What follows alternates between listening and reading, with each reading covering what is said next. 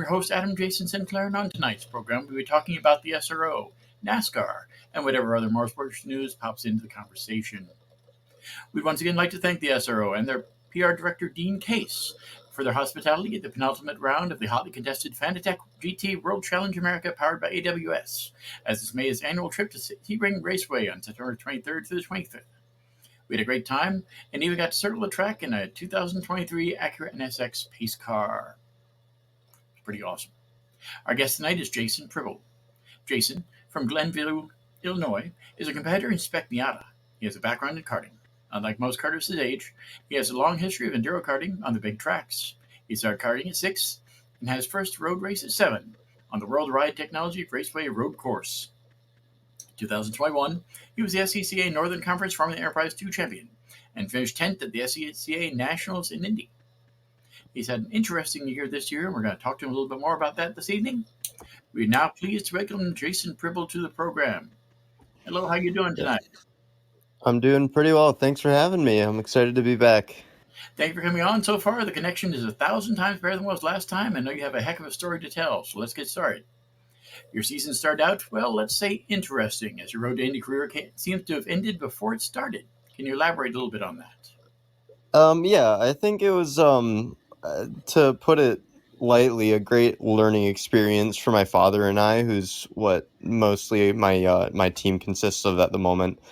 I think us being new, myself being a first generation driver, we didn't know exactly how to go about the racing world, especially in cars.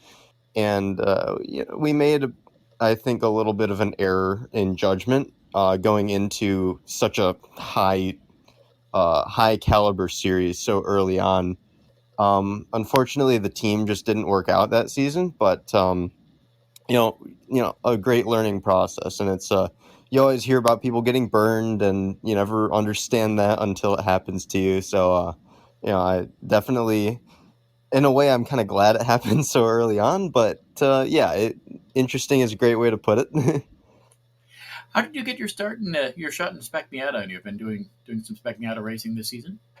Yeah, so I've joined the Spec MX-5 series. That was pretty shortly after I ended the Road to Indy stuff. Our main goal was to just get on the track as fast as possible. Early in the season, like in I think November or so of 2021, we were discussing our plans, and we had the option to do the Global MX-5 Cup or the Mazda MX-5 Cup. It was a little bit too late for that, so we chose to do the Road to Indy, but we still had contacts within the series that got us into the Spec MX-5 Challenge, which is the feeder series for the MX-5 Cup. So with that being said, has your goals changed a little bit, going from open wheel to closed cockpit cars, or what's your plans going forward? So since this season, I guess we've worked on building a team around myself and my father, and we're in the process of talking about our plans for next season. We might end up going back to open wheel, but my personal goals have always just been to make a living out of racing, and so that no matter what happens, that goal is made so that everything can be consistent in that aspect. Growing up, who was your racing idol? I've always admired people like Carl Edwards. He was actually my first racing idol. My number in kid karts was number 99, and for Christmas one year, my parents got me a little die-cast NASCAR of him, and he was my first racing idol. Cool. I know you have a pretty good relationship with your sponsor. You have for a couple of years now. Your role of sponsorship and access to capital is a constant concern in motorsports. How do you balance working with your sponsor and driving a race car? Yeah, this is a great question because I think from a driver's perspective, I think most of us ideally would like to just be a driver. But there is a certain point in motorsports where you're not just being a driver. It's almost like a side job for you. Essentially, what the way I see it is if I'm not racing or I'm not at the track, then I'm trying to get money to go to the track again. So making sure you're networking correctly and having conversations day in day out is really important in getting capital for modern motorsports. It's just a big aspect of today's world right now. What would be your dream car? My dream car. That is a good question. The first race I ever went to was the Road America Vintage races, and I loved the Can-Ams that were there and like the shadow cars. So I Mhm. think my dream car would definitely be one of those. The world, as you know it, is changing now. The internal combustion engine seems to be on its way out, and with the announcements recently, especially the one today from Mercedes, that they're going to be going all electric in 2030, that's really changing throwing the ball pretty far down the field there. How do you think that the electrification of passenger cars and ultimately the electrification of race cars is going to change the world of racing in the future? So I'm big on endurance racing. It's one of my passions in terms as a spectator at the very least. I admire the aspect of the hybrid vehicles and combining the best of both worlds in efficiency but power all the same. Although admittedly I am a bit of a traditionalist in that aspect, I definitely don't think I want to say goodbye to the internal combustion engine anytime soon. Me hearing about the Mercedes thing is new as of today. I hadn't heard that, but interesting plan. All power to them. So I'm looking forward to seeing the future of motorsports in of itself. I think it's a constantly evolving sport and like none others. So I'm always looking forward to see something new. Have you ever actually had the chance to go to an e race like Formula E or the any of the extreme racing series like that? I haven't. I actually haven't even been to an IMSA race. Now that I think of it, I've I've seen Formula One races, so I've seen the hybrids, but I've never actually seen an electric race car before. Awesome. Yeah, we're going to probably going to head up to Daytona at least for the Roar in January, and it'll be interesting to see how the hypercars handle the hybrid technology, because that's new to most of the drivers in that series. It'll be cool to see how they go with those. I am really looking forward to 2023. Both IMSA and WAC are going to be, I at least what my expectation is spectacular. You know, I am the type of person that stays up all 24 hours for both Daytona and Le Mans, and that's some really fun stuff. So, especially with how many cars are racing for overall win, it should be really Yeah, good this year.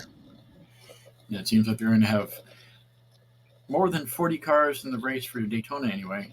Of that, there'll be probably almost half those will be the prototype cars. So it'll be a pretty cool race this next year. Yeah, and then with is it correct me if I'm wrong, the GTD Pro and GTD Am are combining, right, to one Mm-hmm. class? Okay. I believe that's what they're going to be doing in IMSA as well. Yeah, they already did that in the World Endurance Championship. I think they're going to be doing that in IMSA this next year as well. Which I think will be better for the prototype classes, especially when you see the Corvette team, all the Corvette drivers are moving up to the Cadillac Mm-hmm. LMDH car. So that'll be good to see those guys up in the overall wins because they definitely deserve some time in the spotlight there. You mentioned you haven't actually been to an IMSA race. Are you planning on rectifying that next season, heading out to any of the IMSA races next year? You know, I think maybe I can't say too much, but at the very least, I plan on watching one. But maybe something else is in store in that side as well. We'll see. There's a there's always a bunch of drivers there at the Roar with their driver suits hidden somewhere and their helmets under their arms. So you never know how that goes. You could be a lucky one. I've heard stories at least. Yeah. Let's see. What is your ultimate racing goal? Um, this is I've been asked this so many times. It's a very difficult question to ask because it's like those the questions that are like, how do you see yourself in 5 or where do you see yourself in 5, 10 years? Mhm. Really, I have no idea if I'm being perfectly honest. My ultimate racing goal would just to be in the coolest looking car. I think at this point.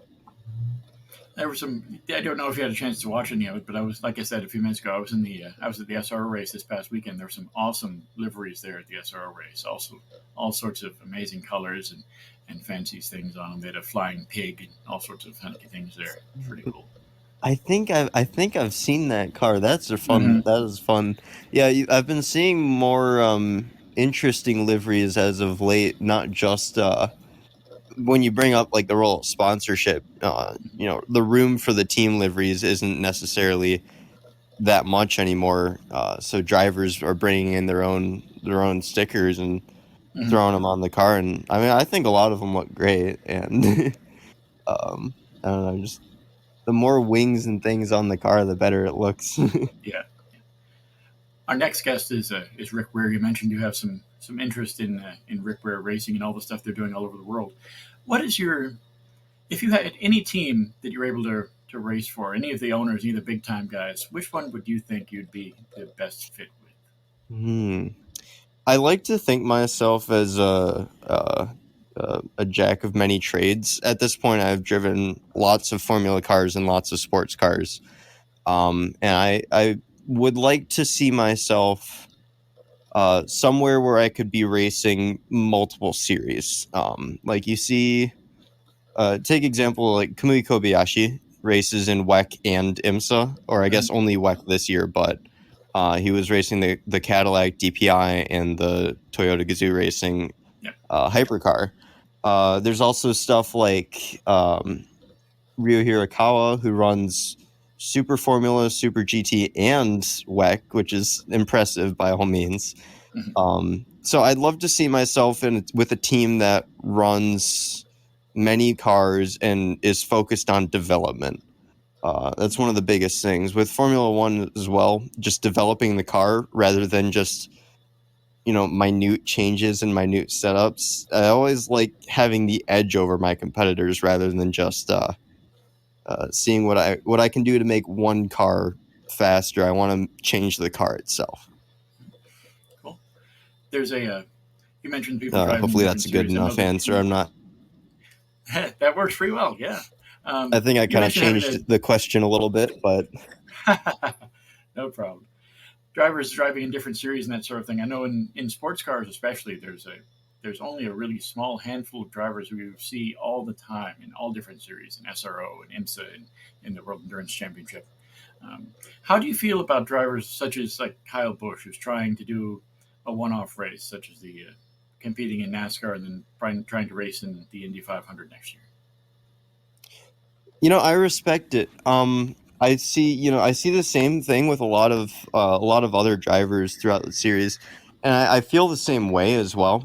I hate one of my biggest things in racing is I just hate not knowing how a car feels. I look at it and I see someone driving and I think, well, I could go faster, but could I? Right? I would feel like I need to prove that by actually getting in it. And so I respect what he's trying to do, especially in the situation he's in. Which topic for another discussion, but Mm-hmm. I remember Kurt Busch 2014, I believe he competed in the Indy 500. Mm-hmm. Fernando Alonso as well, and you see drivers like Sage Karam racing in NASCAR. So it's crossing the boundaries on both ends, and um, I both respect it, and I definitely can. I completely agree. I just want to race anything, and being able to experience different worlds of racing because it's a small world, but it's a really big small world. I'd like to thank you very much for coming on the show this evening. We've got another guest coming up in a few minutes, but hopefully you can stand by. And if you have anything more to add, I'll come back to you a little bit later. But thank you very much for coming Happy on to. tonight. Thank you. Once again, that was Jason Pribyl, who I'd like to thank very much for coming on this evening. He was on a little while ago, and it just sort of the connection wasn't quite that good, and his racing and the road to Indy kind of fizzled out pretty much the next day after I talked to him. So that's an interesting thing for an interview to go, and hopefully his career picks up a lot from now. Seems like a very intelligent guy, and hopefully we have him on the show in the future. Next week should also be a heck of a show. On the October 6th, we welcome Dalton Callett, IndyCar number 4 driver, a member of the famed AJ Foyt racing team. Dowden is a STEM education ambassador and uses his platform to inspire the next generation of students to pursue STEM careers. Dean Papadias of Main Event Entertainment will also be joining us to tell us more about his history with the NHRA. We will also be welcoming Tim Despain of the Pit Stop with Tim Despain, one of the other shows you can catch in the archives here of the Speedway Digest Radio Network. He'll be coming on the show to recap Talladega, to come out this weekend. We're also hoping to chat with a few other great drivers in the SRO series, as well as some cool NASCAR personalities in the coming months. Our October schedule is really up in the air, however. We'll be heading west to Sin City for a week of hopefully winning. We also have some community work to take care of, as well as Halloween events and adventures on tap, which will be covered on my blog for Ropeum's Fantastic Finds. I have a full review of Sir Henry's High Trail, which will be coming up in a few days. I did post some videos from Sir Henry's High Trail on my social media platforms, both at ForBorplums, that's FABORPLUMBS, on Twitter, and at PB Happening, that's PB Happening, on Twitter. I also posted it on YouTube, obviously, which you can get to by going to youtube.com/ForBorplums, that's FABORPLUMBS. Be sure to check those out. Two of them are selfie-style videos going through the haunts. One of them is a first-person perspective video going through another haunt. The haunts there are in Plant City, Sir Henry's High Trail. There are three of them. One is called Final Cut. One is called the Rapture of the Deep. And the largest one, by far the most interesting, is called Headless. That's about 10 minutes long. If you're going to walk through it at an average pace, the other two are about 5 to 6 minutes long. And luckily, they survived Hurricane Ian fairly well. They just had a little bit of damage. That being said, I want to reach out to everybody who's in the state of Florida here and in the Carolinas as well. We'll be facing in a few days. Hurricane Ian is not something to be trifled with. It's causing a lot of flooding. It's caused some damage. It's apparently caused some deaths as well, which is not a very good thing at all. So our heart goes out to those people. And hopefully everything gets back to normal quickly and people are able to recover and rebuild as soon as they can. That said, are you a race car driver, crew chief, pit member, track owner? Maybe you're just a huge fan of the sport. Contact us to get your spot on the show. After all, you deserve your 15 minutes of fame and we'd love to hear from you. The easiest way to do that is by going to SpeedwayDigest.com, going to the Racing News section down at the bottom of the page and clicking on any of the stories that I wrote. My name again is Jason Sinclair, and the easiest way to get there is just to search for that there in the Racing News section, find me, and you'll find my profile on any of the articles I wrote, and that will give you my contact information, the easiest way to contact me there. Today, I put out nearly 30 articles covering all aspects of motorsports. I recapped a lot of the racing that took place this past weekend, including the race there in Sebring and the NHRA event, as well as some other racing activities, some stuff from Formula Drift, some stuff from the Extreme Series. So there's all sorts of interesting articles came up today, and there's also some preview stuff for this weekend at the Petit Le Mans. That's in Road Atlanta. So that I did a bunch of different articles, most of that stuff from the IMSA Wire service. That can be found easily at SpeedwayDigest.com in the Racing News section. I also put out a kind of funny thing that was sent to me by some of the executives at Twitter called Behind the Tweets, about some of the funny tweets that Dale Earnhardt Jr. has sent out recently, over the past 8 years, actually. So you can check that out there. That's also in the Racing News section of SpeedwayDigest.com.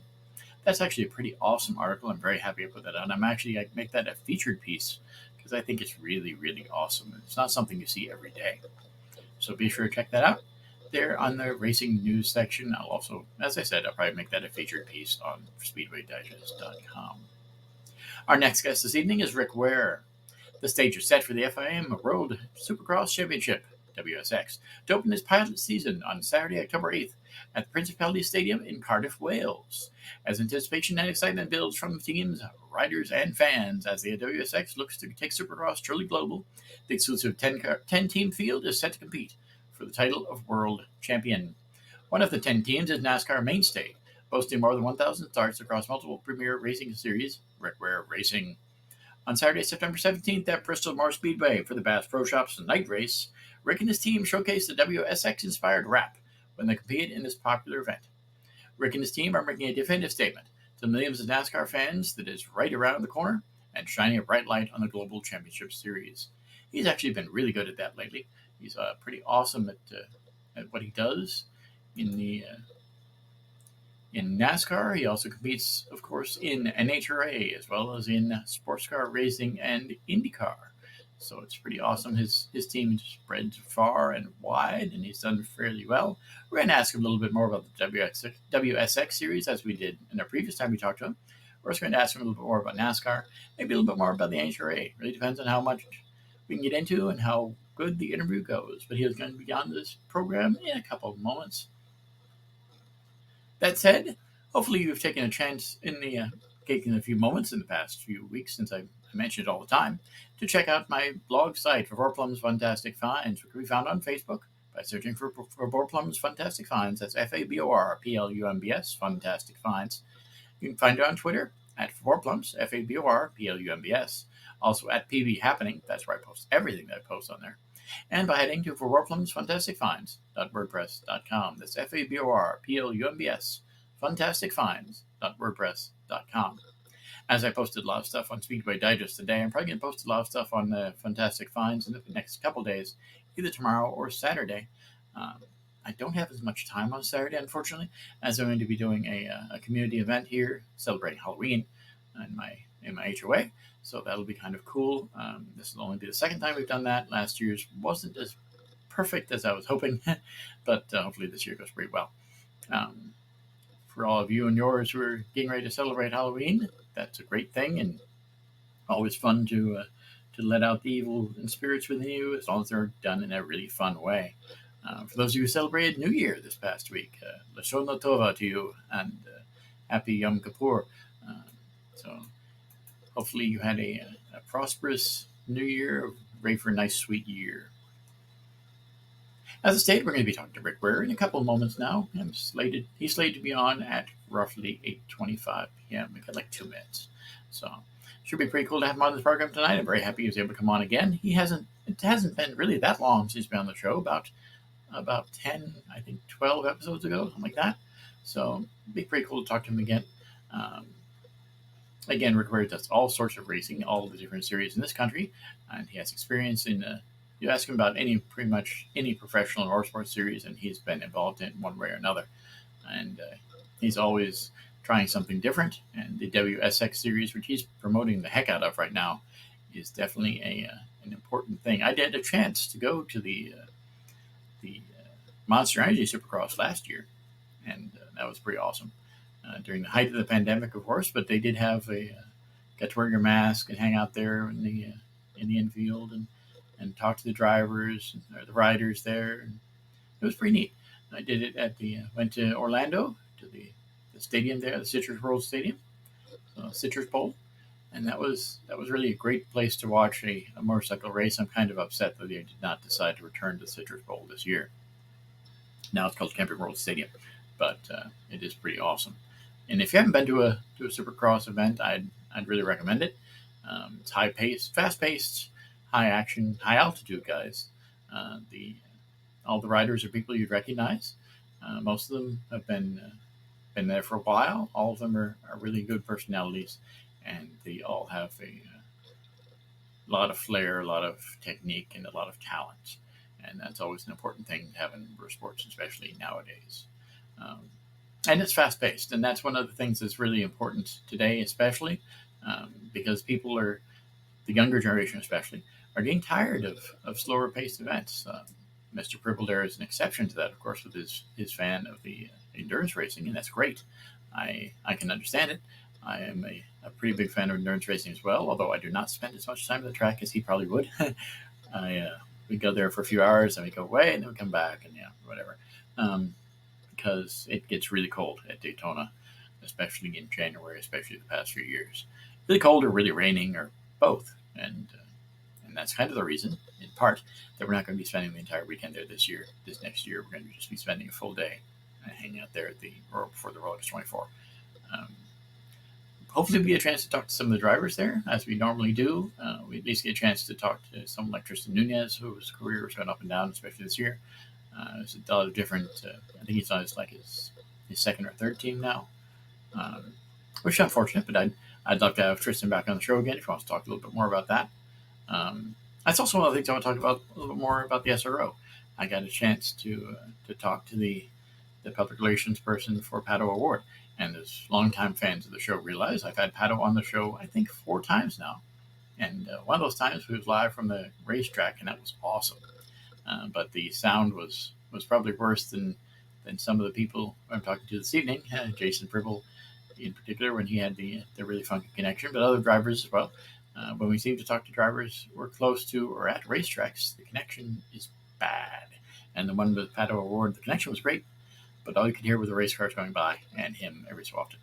So, not that I wouldn't jump the chance of having another driver on the show from a racetrack.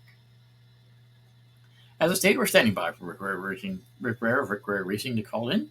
He should be calling in momentarily, and we'll have a chance to talk to him a little bit more about the FIM Supercross Championship, as well as some of the other racing stuff he has going on. Now, as Jason Pribyl there talked a little bit about about Kyle Busch, I mentioned the fact he's going to be racing probably in the Indy 500 next year. The rumor is for racing a Menard sponsored car for McLaren. But you never know. That hasn't been officially announced, although the rumors are generally all facing the same direction. They're all pointing to the same people, but it hadn't officially been announced. But the deal with Kyle Busch was kind of unfortunate. The fact he didn't get to stay with Joe Gibbs Racing. I know he wanted to, but he would have taken a tremendous pay cut if he had stayed with Joe Gibbs next year, because he's losing his primary sponsor. M&M's Mars is moving on. They've had some changes in their corporate office, and they just don't think that racing is the best way to spend their money. I don't necessarily agree, because they've had a really good deal for a long time in NASCAR. I don't know how much guys driving in NASCAR help sell M&Ms. I don't know how much it helps sell pedigree dog food, but I'm pretty sure it helps a little bit, and every little bit helps, as they say. So, as I talked a little bit about sponsorship earlier, when you have that good of a relationship with your sponsor, you really can't do anything wrong. But apparently, they have a different idea about that, and it's unfortunate for Kyle Busch, but it'll be a good thing to see how Kyle races next year. Richard Childress Racing. Now, Richard Childress has a long history of bringing in people who have great passion for the sport. They may not have the same passion for the rulebook, but they definitely have passion for the sport, and he breeds champions. So it'll be cool to see how he races with Kevin Harvick. I know Harvick has some strong opinions lately about the safety of the cars in NASCAR, and some of them I agree with, some of them I don't, but it'll be interesting to see how that goes. It looks like Rick Ware is currently in the chat. So let's go ahead and see if we can get him connected here. Should be just a second. I'm pretty sure that's who we connected with last time. Hello, how you doing this evening, sir? Hey, we're doing great. How you guys doing? Doing pretty well. Thank you for coming on again. It's just hadn't been too long since you've been on the show, but we're very happy to have you on again. Man, thanks for having me. First off, how is Cody doing? We understand he had a heck of a hit this past weekend. Yeah, he took a real hit. He's very fortunate. God is great, and all his head trauma tests came back good, and he has some leg, ankle, wrist injuries. I think he'll get through Talladega. We're not sure about the rest of the year. He's pretty beat up. We're going to kind of play it by ear, but we appreciate you asking. And it's a little bit tough over here in the NASCAR world right now, but everything's going good. I have to ask you a little bit more about that. There's been a lot of talk recently about concussions in NASCAR, and the fact that the Kevin Harvick, which you just mentioned a second ago, has had some pretty strong statements about safety, and the fact he doesn't really think that this car is as safe as previous generations of NASCAR stock cars. What's your opinion of that, sir? Well, man, I don't think I should go on record on anything. I don't have all of the data, right? Mm-hmm. For sure, we can't argue the fact that there has been some concussions.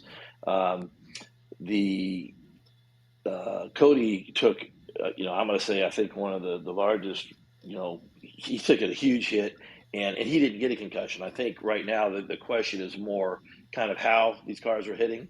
Mm-hmm. The fact that Cody had the double hit that he had and is doing as good as he is shows that there are certain aspects about this car that really work well. I think the one issue with the new car, because we have a transaxle, that it's not a stress member to a motor like it is in an Indy car. It's in a frame that has to support it. Makes the back of the car more rigid, Mm-hmm. and I think that's kind of where the issues come. I actually think there's a lot of relatively quick, simple fixes that can be done to fix that, um, to collapse more. But Mm-hmm. for sure, it's a concern because we're we don't want to hurt anybody. And I can tell you that NASCAR spends a lot of time and a lot of money, a lot of effort to make things safer. And it's not always a perfect process, but they were at the shop immediately, downloading information, and it's going to get solved. Going to be solved quick enough. Let's hope so. Awesome. I know your people posted a picture online recently showing a wide variety of cars in your shop with the NHRA car and the NASCAR cars and all sorts of different things in there. Are your guys cross trained to work on a wide variety of racing machines, or do you just have them just sort of in close?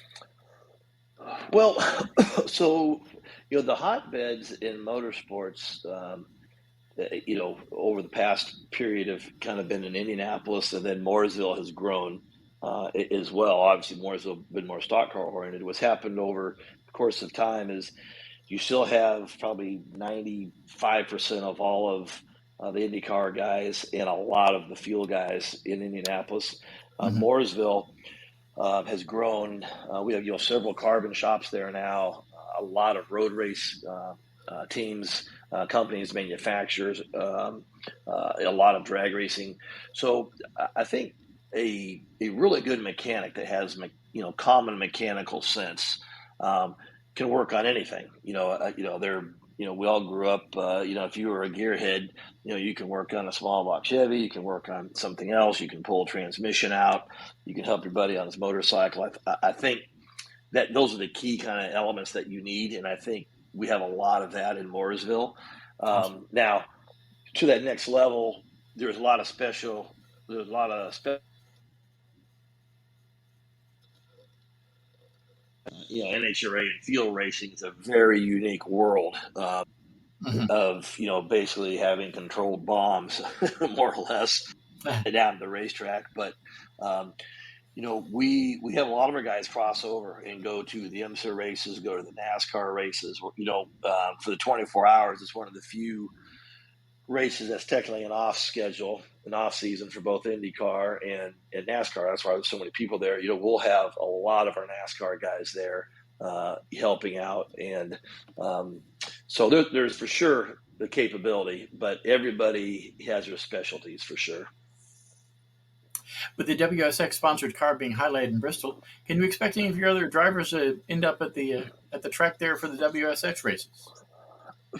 No, I don't think so. Only because right now we're other than the IndyCar deal, we're knee deep in everything, and but what we're learning is this world is a social media world, and it's about YouTube and back and forth, and we have some really good drivers that do that, and so they're following it.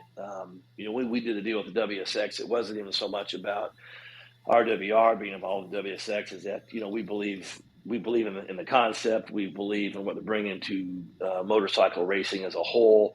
And I really wanted to kind of spotlight the 10 teams that are all part of this really unique scenario. I think 10 years from now, it'll just be another fantastic series that's been going on, and we're part of it from the very beginning. And so I think it's just kind of a cool situation. And I think you've seen just of how it's affected even things here in the States. Has brought enough attention to where it's elevating prize money and stuff Mm-hmm. for all the other riders. I mean, I always say it, these guys are some of the greatest athletes in the world, and they're really I don't want to say underappreciated, but they're for sure undercompensated, and I think it's just raising the stakes for motocross and supercross across the board. IndyCar just released their 2023 schedule the other day. Are there any surprises there? How do you feel about the schedule? I think it's pretty much the standard schedule, which I think for the economy and the cost to run cars competitively, I think it's the right length. It's the right combination of street races and traditional races, and some of the diehard oval guys may wish it had more oval races in it. The ovals they're tough. They're expensive, and they're a little risky, right? And so I love the schedule.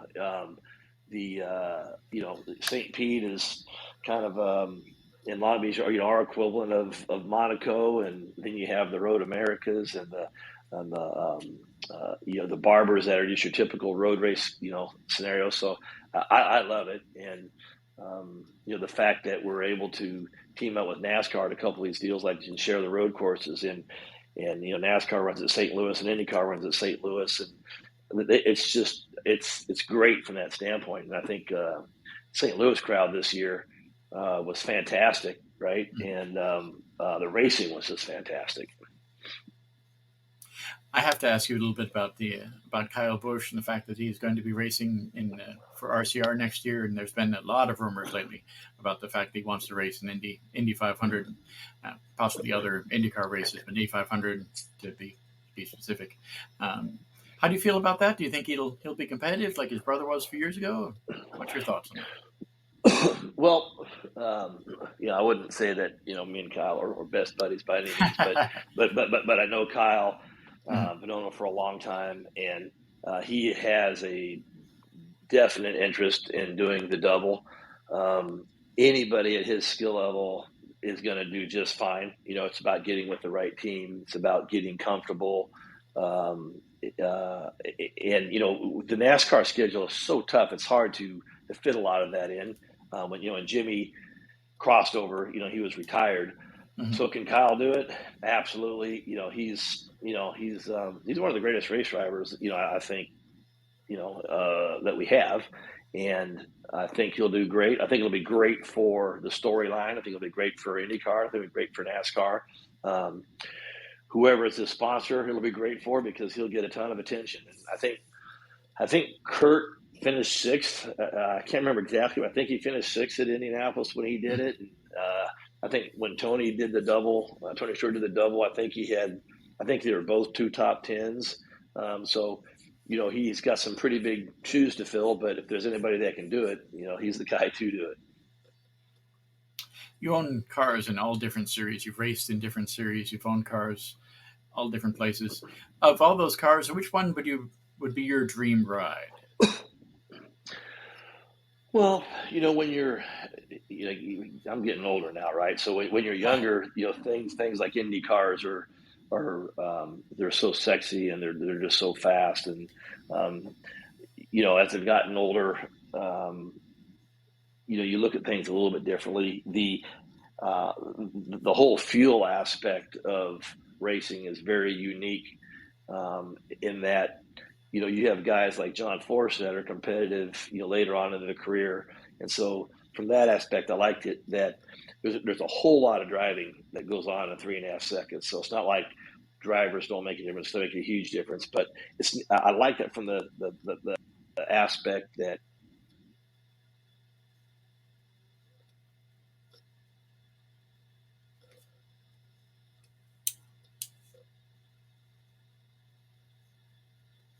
You guys still got me there? Lost me there. Yeah, we lost you for a second, Yeah, but we're there now. Yes.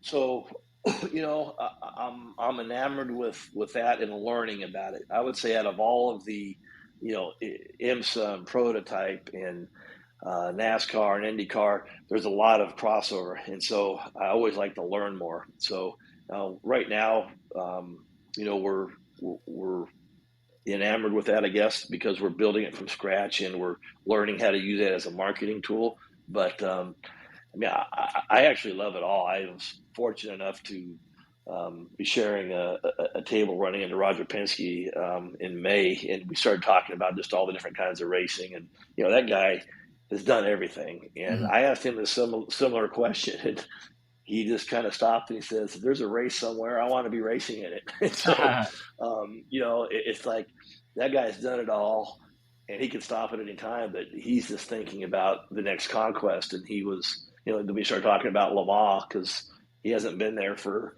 I think, since he was there with Donahue back in the Mhm. mid early '70s, and he's wanting to attack it. And I think racers, man, they just want to race and they want to go keep grabbing that next brass ring. So I don't have anything in particular. I love it all. NASCAR is kind of our core program, so we do it the most.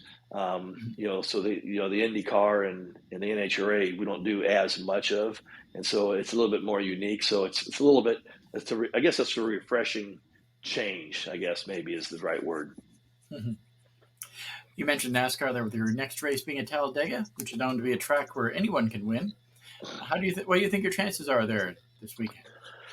Well, we we've had some good runs here recently. We had two top tens a month or so ago at Daytona, and Cody's had some good runs at Talladega there himself.